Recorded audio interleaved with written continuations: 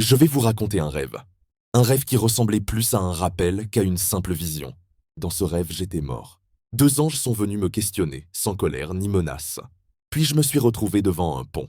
Avant même de le traverser, j'ai vu des gens passer. Certains tombaient. D'autres traversaient à une vitesse incroyable, comme à la vitesse de la lumière.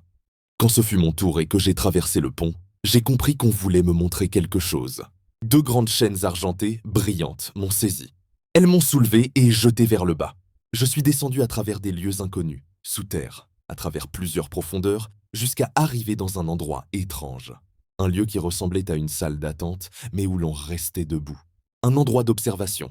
De là, je voyais l'enfer. À chaque fois que je tournais la tête, je voyais un lieu différent. Aucun ne se ressemblait. Et j'ai compris qu'il y en avait 7. 7 lieux de l'enfer. 7 formes de souffrance. Dans l'un, une mer de lave. Dans d'autres, des corps brûlaient, se déformaient, souffraient sans fin. Autour de moi, des gens arrivaient. Ils se disputaient. Ils disaient que ce n'était pas leur faute, que c'était celle des autres. D'autres regardaient, choqués, presque fascinés par la souffrance des damnés. Ils commentaient, ils observaient, sans comprendre que leur tour approchait.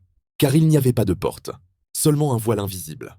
Sans prévenir, certains étaient projetés à travers ce voile et jetés dans leur lieu de l'enfer. Tous étaient habillés, mais dépouillés de toute illusion, hommes et femmes confondus. La souffrance était partout. Dans ces 7 lieux, il y avait énormément de place. Et énormément de monde. C'était sans fin. Et j'ai compris que ce rêve ne parlait pas seulement de l'enfer. Il parlait de conscience, de responsabilité. Et du fait que parfois, on attend sans savoir, que l'attente est déjà un jugement.